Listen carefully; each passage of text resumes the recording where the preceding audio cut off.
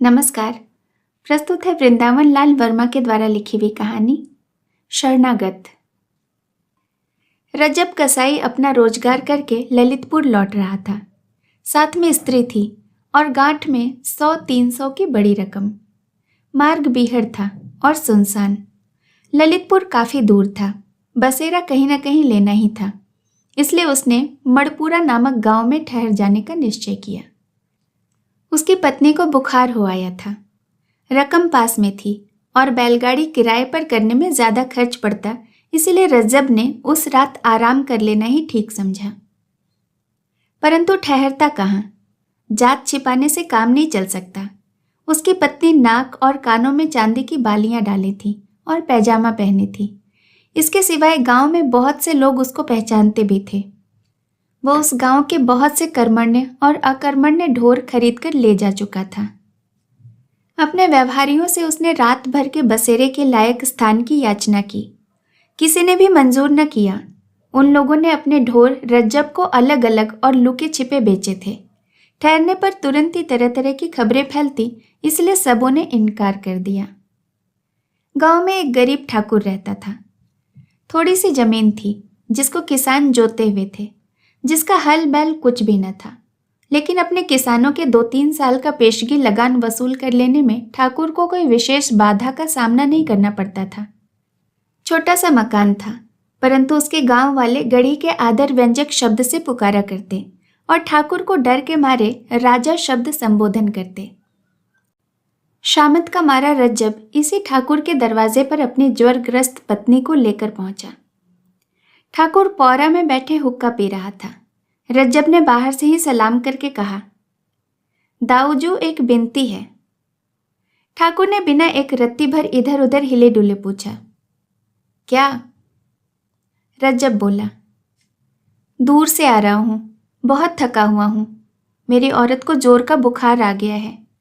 जाड़े में बाहर रहने से न जाने इसकी हालत क्या हो जाएगी, इसलिए रात भर के लिए कहीं 2 हाथ जगह दे दी जाए। कौन लोग हो? ठाकुर ने प्रश्न किया। हूं तो कसाई, रज्जब ने सीधा उत्तर दिया। चेहरे पर उसके बहुत गिड़गिड़ाहट थी। ठाकुर की बड़ी बड़ी आंखों में कठोरता छा गई। बोला, जानता है किसका घर है? यहां आने की हिम्मत कैसे की तूने? रज्जब ने आशा भरे स्वर में कहा, यह राजा का घर है, इसीलिए शरण में आया हुआ हूं। तुरंत ठाकुर के आंखों की कठोरता गायब हो गई। जरा नरम स्वर में बोला, किसी ने तुमको बसेरा नहीं दिया? नहीं महाराज, रज्जब ने उत्तर दिया। बहुत कोशिश की, परंतु मेरे खोटे पेशे के कारण कोई सीधा नहीं हुआ। वह दरवाजे के बाहर ही एक कोने से चिपटकर बैठ गया। पीछे उसकी पत्नी कराहती कांपती हुई गठरी सी बनकर सिमट गई। ठाकुर ने कहा, तुम अपनी चिलम लाए हो? हाँ सरकार, रज्जब ने उत्तर दिया। ठाकुर बोला, तब भीतर आ जाओ और तमाकू अपनी चिलम से पी लो। अपनी औरत को भी भीतर ले लो। हमारी पौर में एक कोने में पड़े रहना। जब वह दोनों भीतर आ गए तो ठाकुर ने पूछा, तुम कब यहां से उठकर चले जाओगे? जवाब मिला, अंधेरे में ही महाराज। खाने के लिए रोटियां बांधे लाया हूं, इसलिए पकाने की जरूरत नहीं पड़ेगी। तुम्हारा नाम? रज्जब। थोड़ी देर बाद ठाकुर ने रज्जब से पूछा, कहां से आ रहे हो? रज्जब ने स्थान का नाम बताया। वहां किस लिए गए थे? अपने रोजगार के लिए। काम तुम्हारा बहुत बुरा है। क्या करूं सरकार, पेट के लिए करना ही पड़ता है। परमात्मा ने जिसके लिए जो रोजगार नियत किया है वही उसको करना पड़ता है। क्या नफा हुआ? प्रश्न करने में ठाकुर को जरा संकोच हुआ और प्रश्न का उत्तर देने में रज्जब को उससे बढ़कर। रज्जब ने जवाब दिया, महाराज पेट के लायक कुछ मिल गया है, यूं ही। ठाकुर ने इस पर कोई जिद नहीं की। रज्जब एक क्षण बाद बोला, बड़े भोर उठकर चला जाऊंगा, तब तक इसकी तबीयत भी अच्छी हो जाएगी। इसके बाद दिन भर के थके हुए पति पत्नी सो गए काफी रात गए कुछ लोगों ने एक बंधे इशारे से ठाकुर को बाहर बुलाया। एक फटी से रजाई ओढ़े ठाकुर बाहर निकल आया। आगंतुकों में से एक ने धीरे से कहा, दाऊ जी, आज तो खाली हाथ लौटे हैं, कल संध्या का सगुन बैठा है। ठाकुर ने कहा, आज जरूरत थी, खैर कल देखा जाएगा। क्या कोई उपाय किया था? हाँ, आगंतुक बोला। एक कसाई रुपये की मोट बांधे इसी ओर आया है, परंतु हम लोग जरा देर से पहुंचे, वह खिसक गया। कल देखेंगे, जरा जल्दी। ठाकुर ने घृणा सूचक स्वर में कहा, कसाई का पैसा न छुड़ाएंगे? क्यों? बुरी कमाई है। उसके रुपए पर कसाई थोड़ी ही लिखा है। अरे परंतु उसके व्यवसाय से वह रुपया तो दूषित हो गया। आगंतुक, रुपया तो दूसरों का ही है, कसाई के हाथ आने से रुपया कसाई का नहीं हुआ। मेरा मन नहीं मानता, वो अशुद्ध है। हम अपनी तलवार से उसको शुद्ध कर देंगे। ज्यादा बहस नहीं हुई। ठाकुर ने सोचकर अपने साथियों को बाहर ही बाहर टाल दिया। भीतर देखा कसाई सो रहा था और उसकी पत्नी भी। ठाकुर भी सो गया। सवेरा हो गया, परंतु रज्जब जा न सका। उसकी पत्नी का बुखार तो हल्का हो गया था, परंतु शरीर भर में पीड़ा थी और वह एक कदम भी नहीं चल सकती थी। ठाकुर उसे वहीं ठहरा हुआ देखकर कुपित हो गया। रज्जब से बोला, मैंने खूब मेहमान इकट्ठे किए हैं।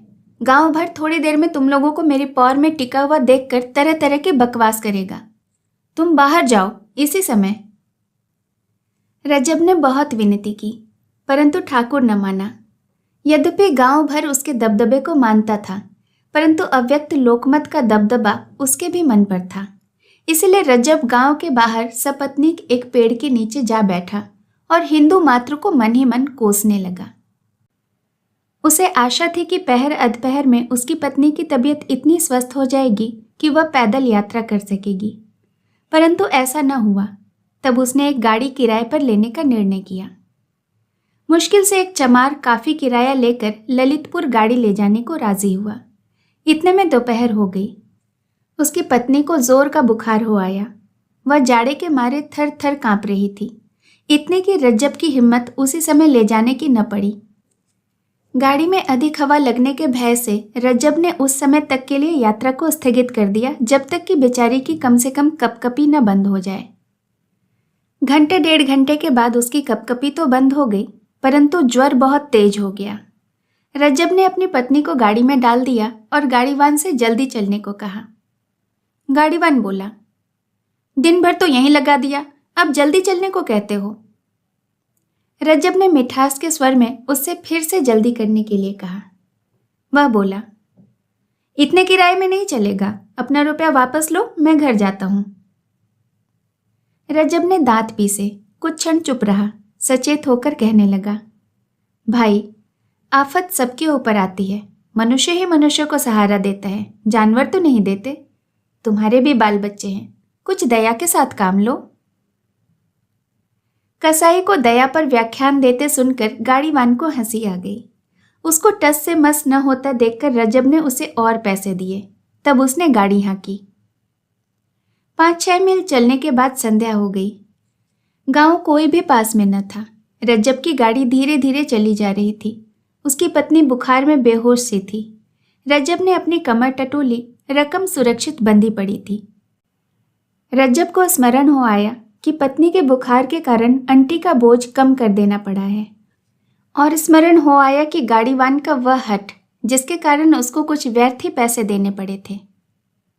उसको गाड़ीवान पर क्रोध आया, परंतु उसको प्रकट करने की उस समय उसके मन में इच्छा न थी। बातचीत करके रास्ता काटने की कामना से उसने वार्तालाप आरंभ किया। गांव तो यहां से दूर मिलेगा। बहुत दूर, वहीं ठहरेंगे। किसके यहाँ? किसी के यहाँ नहीं, पेड़ के नीचे। कल सवेरे ललितपुर चलेंगे। कल को फिर पैसा मांग उठना। कैसे मांग उठूंगा? किराया ले चुका हूं, अब फिर कैसे मांगूंगा? जैसे आज गांव में हट करके मांग बैठा था, बेटा ललितपुर होता तो बतला देता। क्या बतला देते? क्या सेंतमेत में गाड़ी में बैठना चाहते थे? क्यों बे, क्या रुपया देकर भी सेंतमेत में बैठना कहता है? जानता है मेरा नाम रज्जब है। अगर बीच में गड़बड़ करेगा तो नालायक को यहीं छुरे से काटकर फेंक दूंगा और गाड़ी लेकर ललितपुर चलते बनूंगा। रज्जब क्रोध नहीं प्रकट करना चाहता था, परंतु अकारण ही वह भली भांति प्रकट हो गया। गाड़ीवान ने इधर उधर देखा। अंधेरा हो गया था, चारों ओर सुनसान था, आसपास झाड़ी खड़ी थी। ऐसा जान पड़ता था कहीं से अब कोई निकला कि अब कोई निकला। रज्जब की बात सुनकर उसकी हड्डी कांप गई। ऐसा जान पड़ा मानो पसलियों को उसकी ठंडी छुरी छू रही है। गाड़ीवान चुपचाप बैलों को हाँकने लगा।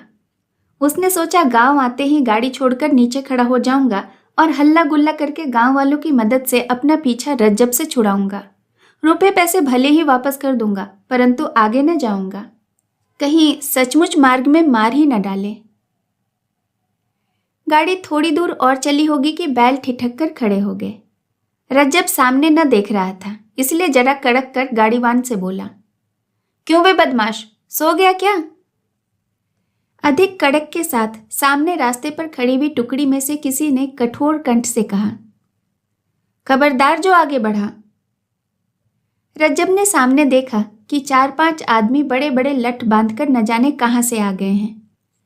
उनमें तुरंत ही एक ने बैलों की जुआरी पर एक लठ पटका और 2 दाएं बाएं आकर रज्जब पर आक्रमण करने को तैयार हो गए।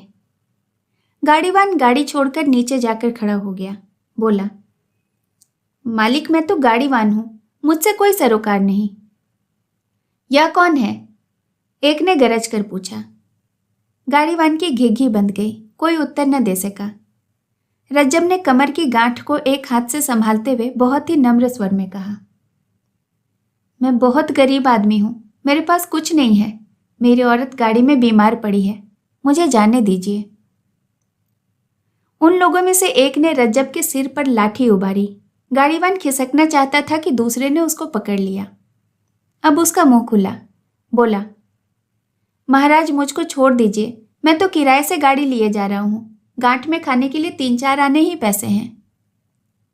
और यह कौन है, बतला? उन लोगों में से एक ने पूछा। गाड़ीवान ने तुरंत उत्तर दिया, ललितपुर का एक कसाई। रज्जब के सिर पर जो लाठी उबारी गई थी वह वहीं रह गई। लाठी वाले के मुंह से निकला, तुम कसाई हो, सच बताओ। हाँ महाराज, रज्जब ने सहसा उत्तर दिया। मैं बहुत गरीब हूं, हाथ जोड़ता हूं, मत सताओ, मेरी औरत बहुत बीमार है। औरत जोर से कराही। लाठी वाले उस आदमी ने अपने एक साथी के कान में कहा, इसका नाम रज्जब है, छोड़ो, चलो यहां से। पर उसने ना माना। बोला, इसका खोपड़ा चकनाचूर कर दो दाऊजी, यदि वैसे न माने तो असाई कसाई हम कुछ नहीं मानते। छोड़ना ही पड़ेगा, उसने कहा। इस पर हाथ नहीं पसारेंगे और न ही इसका पैसा छुएंगे। दूसरा बोला, क्या कसाई होने के डर से दाऊजी आज तुम्हारी बुद्धि पर पत्थर पड़ गए हैं देखता हूं। और उसने तुरंत लाठी का एक सिरा रज्जब की छाती में अड़ाकर तुरंत रुपया पैसा निकाल देने का हुक्म दिया। नीचे खड़े उस व्यक्ति ने जरा तीव्र स्वर में कहा, नीचे उतर जाओ, उससे मत बोलो, उसकी औरत भी बीमार है। हो मेरी बला से, गाड़ी में चढ़े हुए लठैत ने उत्तर दिया, मैं कसाईयों की दवा हूं। और उसने रज्जब को फिर धमकी दी। नीचे खड़े हुए उस व्यक्ति ने कहा, खबरदार जो उसे छुआ, नीचे उतरो, नहीं तो तुम्हारा सिर चकनाचूर किए देता हूं। वह मेरी शरण में आया था। गाड़ी वाला लठैत झक मारकर नीचे उतर आया। नीचे वाले व्यक्ति ने कहा, सब लोग अपने अपने घर जाओ, राहगीरों को तंग मत करो। फिर गाड़ीवान से बोला, जा रे, हाँक ले गाड़ी, ठिकाने तक पहुंचा आना तब लौटना, नहीं तो अपनी खैर मत समझियो। और तुम दोनों में से किसी ने भी कभी भी इस बात की चर्चा कहीं भी की तो भूसी की आग में जलाकर खाक कर दूंगा। गाड़ीवान गाड़ी लेकर बढ़ गया। उन लोगों में से जिस आदमी ने गाड़ी पर चढ़कर रज्जब के सिर पर लाठी तानी थी, उसने क्षुब्ध स्वर में कहा, दाऊजी, आगे से आपके साथ कभी ना आऊंगा। दाऊजी ने कहा, ना आना, मैं अकेले ही बहुत कुछ कर गुजरता हूं, परंतु बुंदेला शरणागत को घात नहीं करता, इस बात को गांठ बांध लेना। कहानी सुनने के लिए आपका बहुत बहुत धन्यवाद। नमस्कार।